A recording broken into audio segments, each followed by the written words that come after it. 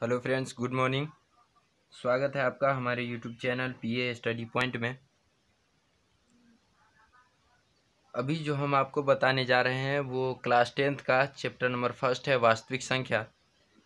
पिछले लेक्चर में हमने आपको प्रश्नावली 1.1 बताया था और आज बताने जा रहे हैं प्रश्नावली 1.2।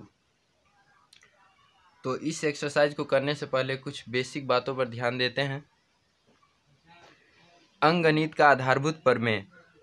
अंकगणित का आधारभूत प्रमेय क्या होता है कि प्रत्येक भाज्य संख्याओं के धनात्मक घातों का एक गुणनफल के रूप में व्यक्त किया जा सकता है तथा यह गुणनखंड अभाज्य गुणनखंडों के आने वाले क्रम को छोड़कर अद्वितीय होता है। यहाँ कह रहा है कि प्रत्येक भाज्य संख्या, तो एक भाज्य संख्या लेते हैं 440, इसका गुणनखंड करते हैं तो ये आएगा 220, 2, 110, 2, 55, 5 से 11। तो ये आया आपका 2 इंटू 2 इंटू 2 इंटू 5 इंटू 11। तो इसको ऐसे लिख सकते हैं 2 के पावर 3, 1 2 3 गुने 5 गुने 11। तो ये भाज्य संख्या था 440 और हम इसको लिख दिए अभाज्य संख्याओं के गुणनखंड के रूप में, अभाज्य संख्याओं के गुणनफल के रूप में। तो ये 2 अभाज्य संख्या है, 5 भी अभाज्य संख्या है और 11 भी अभाज्य संख्या है। तो इस गुणनफल के रूप में हमने लिख दिया। अब हम ये देख रहे हैं कि इसके क्रम को अगर उल्टा कर दिया जाए 11 इंटू 5 इंटू 2 के पावर 3, फिर भी ये चीज़ नहीं बदलेगा, यही रहेगा। तो अब अंकगणित का आधारभूत प्रमेय जो कहता है कि प्रत्येक भाज्य संख्याओं के धनात्मक घातों के एक गुणनफल के रूप में व्यक्त किया जा सकता है, तो हमने कर दिया। ये भाज्य संख्या था, अभाज्य संख्याओं के गुणनफल के रूप में लिख दिया तथा यह गुणनखंड अभाज्य गुणनखंडों के आने वाले क्रम को छोड़कर अद्वितीय होता है। अद्वितीय कहने का मतलब इसके अलावा और कोई नहीं हो सकता है।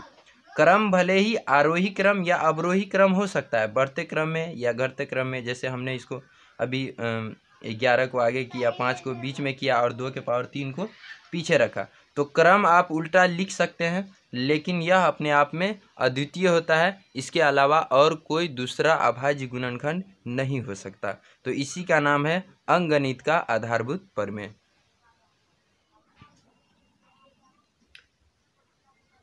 यहाँ पर है म स। तो म स कह रहा है कि संख्याओं में प्रत्येक उभयनिष्ठ अभाज्य गुणनखंड की सबसे छोटी घात का गुणनफल, और ल स कह रहा है कि संख्याओं में संबंध प्रत्येक अभाज्य गुणनखंड की सबसे बड़ी घात का गुणनफल। इस दोनों में फ़र्क समझिए, यहाँ पर है सबसे छोटी घात का गुणनफल और यहाँ पर है बड़ी घात का गुणनफल। लेकिन एक चीज़ और है कि मौसम में उभयनिष्ठ अभाज्य गुणनखंड की, लेकिन यहाँ पर उभयनिष्ठ का चर्चा नहीं है। तो एग्जाम्पल से इसको क्लियर करते हैं। जैसे 16 और 18, 16 और 18 का, तो 16 का अभाज्य गुणनखंड लिखते हैं तो 16 को ऐसे लिखेंगे 2 के पावर 4। अब 18 का लिखते हैं तो 18 हो जाएगा 2 से 9, 3 से 3, 2 गुने 3 के पावर 2, 2 इंटू 3 का पावर 2। तो अब इसमें उभयनिष्ठ खोजेंगे तो उभयनिष्ठ ये है। तो उभयनिष्ठ में जो छोटी घात वाला है, छोटी घात वाला वो ये वाला है, तो मौसा हो जाएगा 2। अब आते हैं लौसा।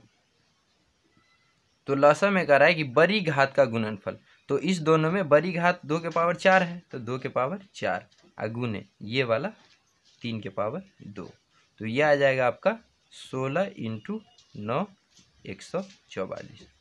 तो आप इसमें ये ध्यान रखें कि मौसम में छोटी घात का गुणनफल लेकिन उभयनिष्ठ होना चाहिए, लेकिन लौसा में बड़ी घात का गुणनफल, लेकिन इसमें उभयनिष्ठ वाला बात नहीं है।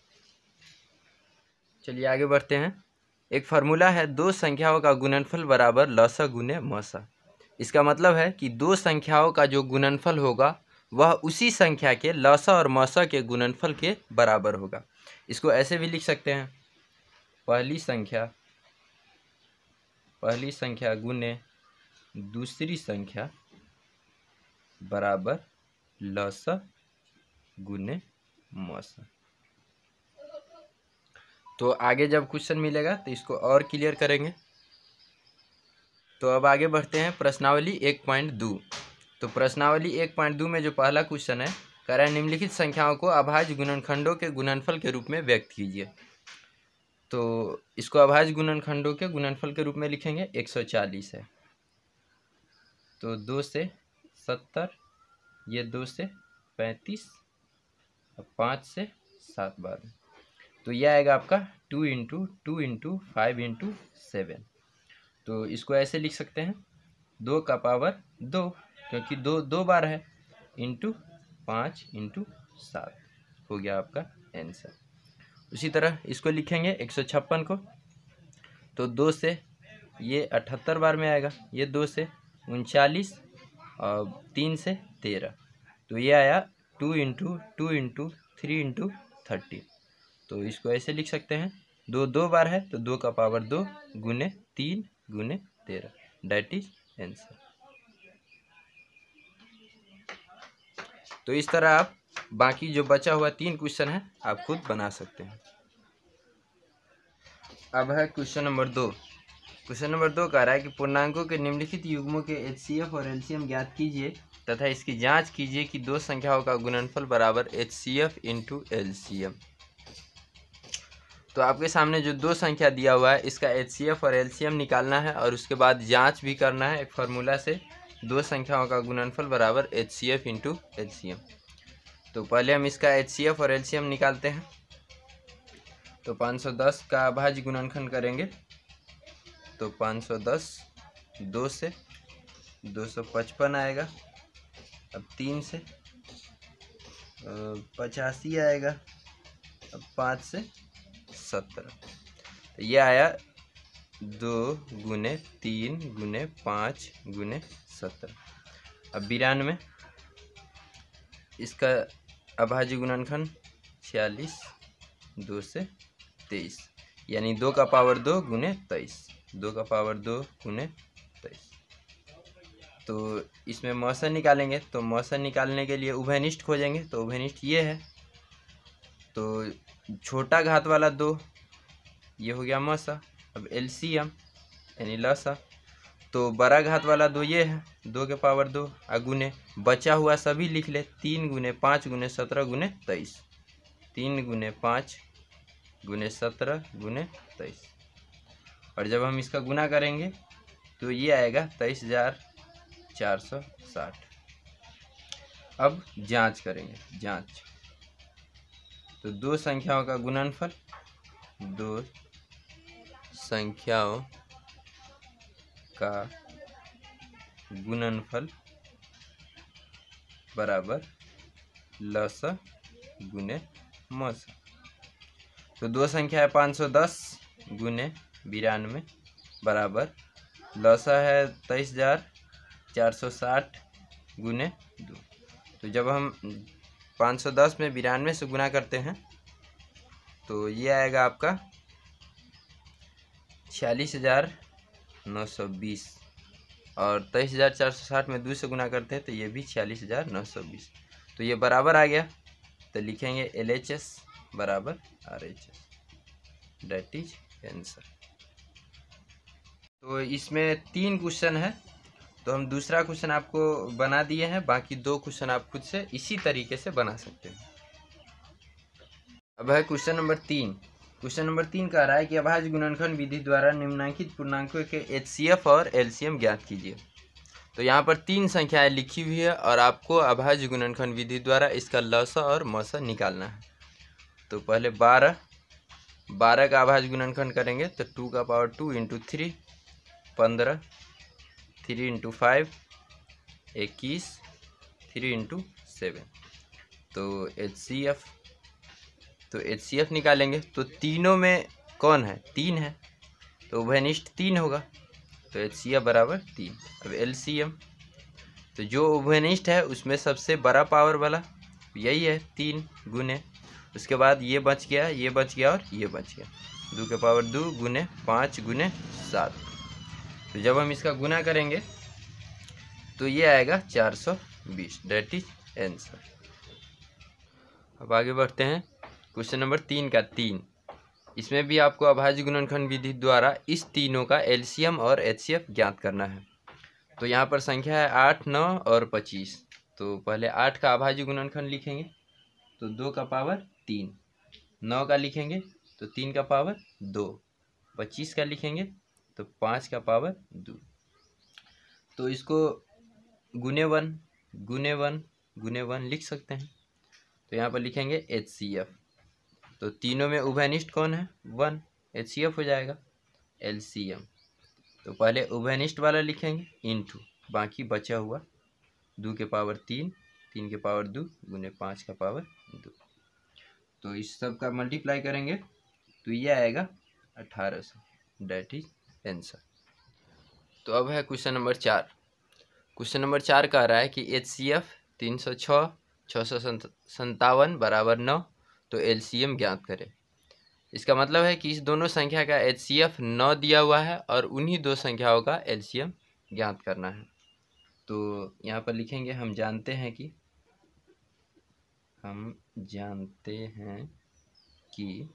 क्या जानते हैं? एलसीएम इंटू एचसीएफ बराबर पहली संख्या गुने दूसरी संख्या। तो एलसीएम नहीं पता है तो एलसीएम के नीचे एलसीएम ही रखेंगे। एचसीएफ 9 बराबर पहली संख्या 306 गुने दूसरी संख्या 657। तो एलसीएम बराबर 306 गुने 657 बट्टे 9। और जब इसमें से इसको काटेंगे तो यह आएगा 9 तिया 27, 9 चौक 36, 34 गुने 657। तो जब हम मल्टीप्लाई करेंगे तो यह आएगा 22,338, डेट इज आंसर। तो अब आगे क्वेश्चन नंबर 5।